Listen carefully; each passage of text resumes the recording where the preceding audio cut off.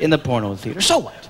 You know, having sex is scary these days, folks, okay? People are frightened, confused. I'm telling you, masturbation's making a huge comeback. Oh, yeah. Back in the 60s, it was love the one you're with, you know. He allegedly gets off watching bodacious babes at the porno theater. So what? It's not like he went down to the local mall, bought a ticket to 101 Dalmatians, walked in pumping his poodle, la la la la.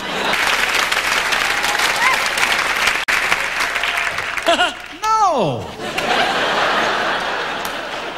What he's accused of doing is expected behavior at that theater.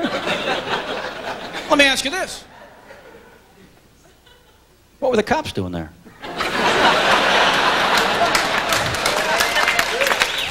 This dumb called him. He needs the business. You think they argue back at the precinct to see who gets this assignment? Let me go. I want to go down there. Let me go. I'll go. You're married. I know. Let me go. I'll catch somebody. What were the cops doing there, folks? Wasn't there any real crime in Florida that day? Surely somewhere in town there was an old Jew that fell down and couldn't get up.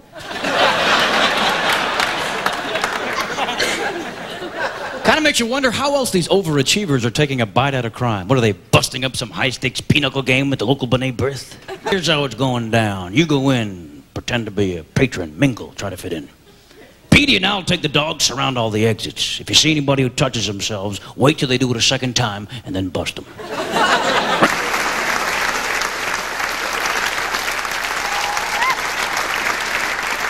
All this nonsense over masturbation. It amazes me how it remains the last taboo. The one thing the whole country's doing, nobody's talking about. You could turn in Geraldo any day of the week. You see guys who dress up like cats but would rather sleep with dogs. That shit flies on a daily basis. But talk about something so natural as touching ourselves. Most guys will say, what are you, crazy? I don't need to do that. Hey, get out of here with that crazy talk, will ya? It's like we need an anthem to come out of the closet. I'm a beta, he's a beta, she's a beta. Would you like to be a beta too? Oh, and nobody in this room has ever rented a porno tape, have they? Oh, hell no. And nobody can relate to how fast you get to that fast forward button. Come on, get to it already! What the hell is he talking about? Come on! Of course, once you get to it, it's like, what the hell was he talking about there? Hold on a second, honey. I'm sure there's a plot here somewhere. Just give me a moment. We don't need to see another close-up, that's for sure. Jesus, cameraman's nearsighted, don't you think? Felt like putting a condom on my face watching this movie.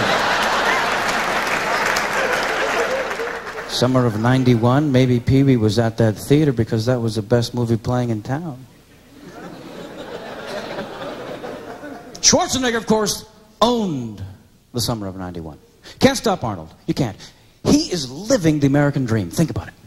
Grew up in a small country, read in the back of a comic book, you could pump iron, come to America. He pumps way too much iron, comes to America. Now, he's the #1 box office draw worldwide. Makes about $15 million a movie, plus he's nailing a Kennedy. So come on, if that's not the American dream. I don't know.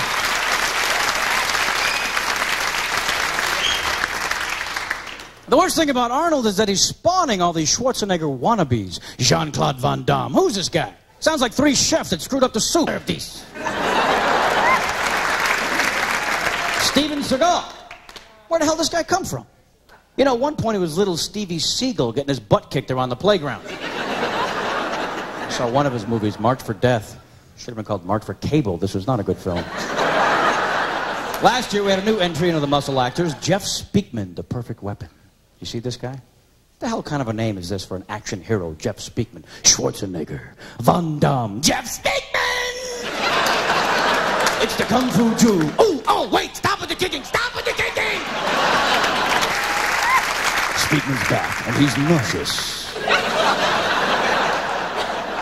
In. Stop with the kicking.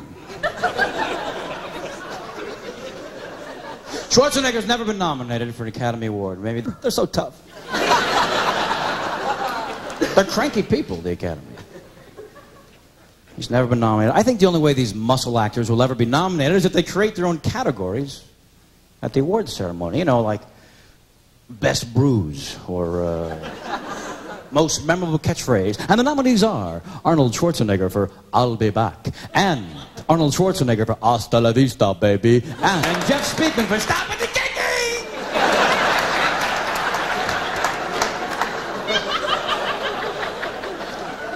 Costner, of course, gets all the Academy Awards. Oh, the ladies like Costner.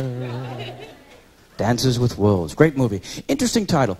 Dances with Wolves. This is what the Indians named his character, because that's what he was doing when they first discovered him, dancing with a wolf. Pretty off-the-cuff way of naming people the Indians have there, don't you think? I mean, what if they discovered him a half hour earlier? The name of the movie could have been Wiping with Leaves. You know, you don't...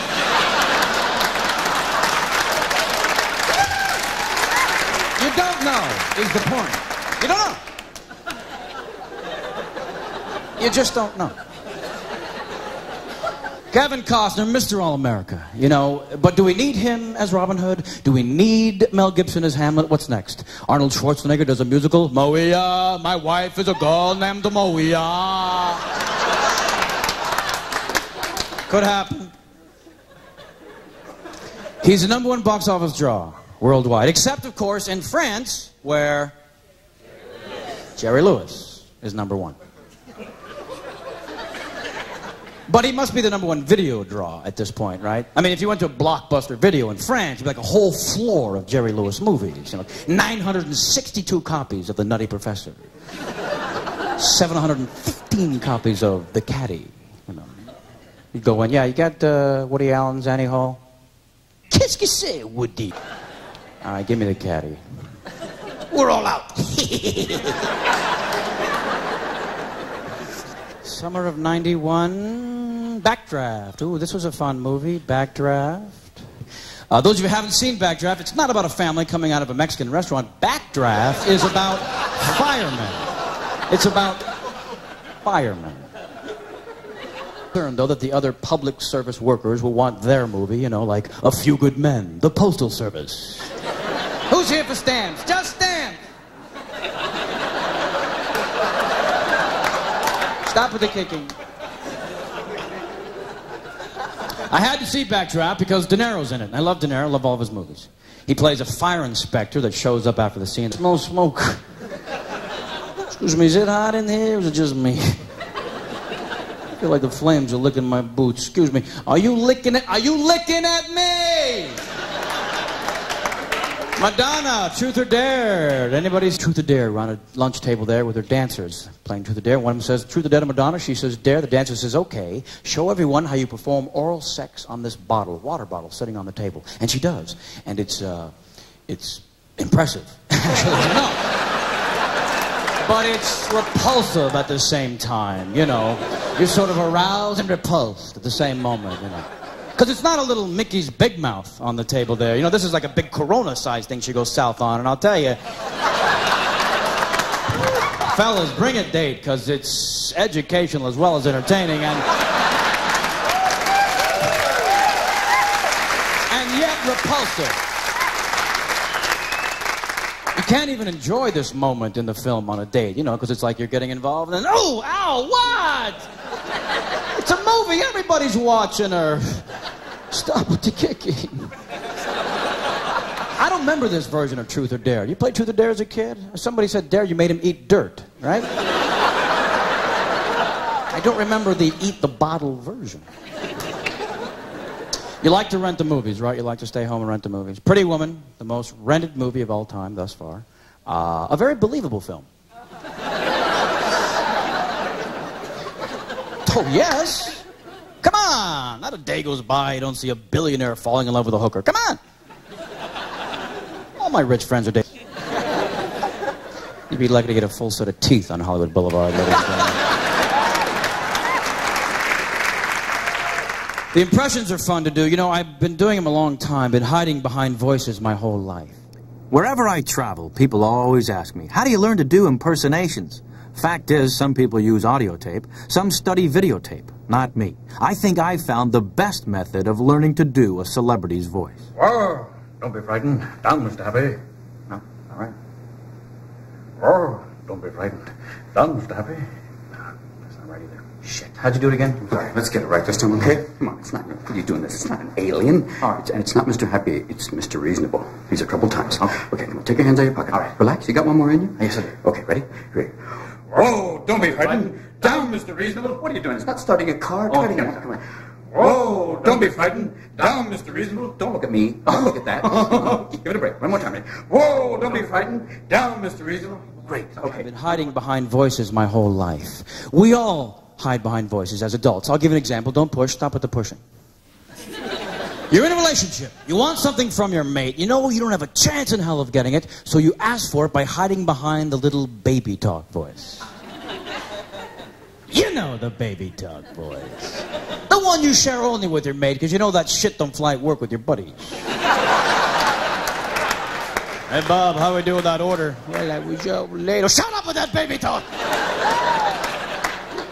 Hire an infant, goddammit.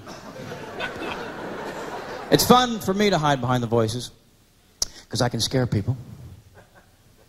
About 3 months ago, I'm trying to sleep in on a Sunday morning.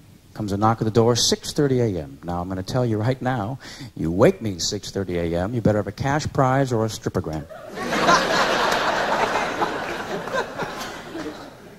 I open the door, two guys standing there with their 10-speed bikes, their little pamphlets.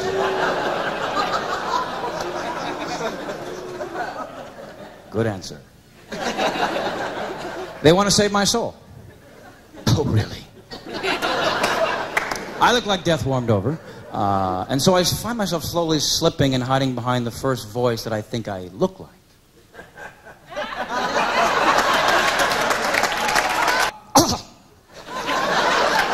How you doing, fellas?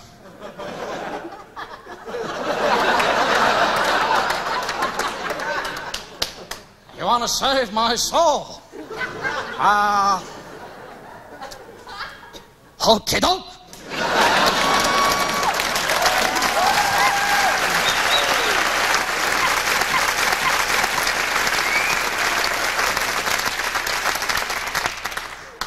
My second favorite time, I was in line at a store. I don't know if I should say the name of it.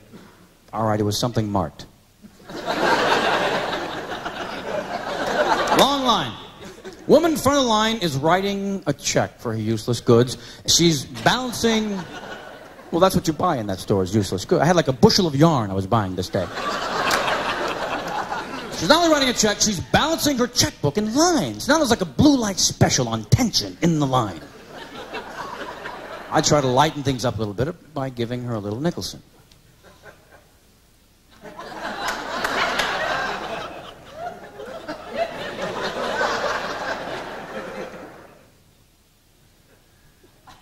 Excuse me, miss.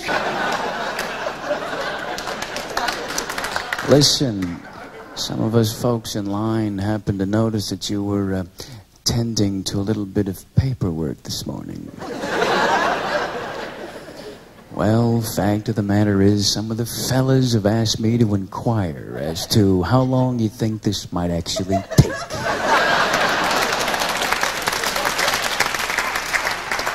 Personally, I understand the delay. I mean, after all, I realize someone with your intellectual capacity that, well, subtraction can be a real bitch. I want to pick up the pace a little bit here. We'd like to get out of the store before people think we work here. Now, my favorite time.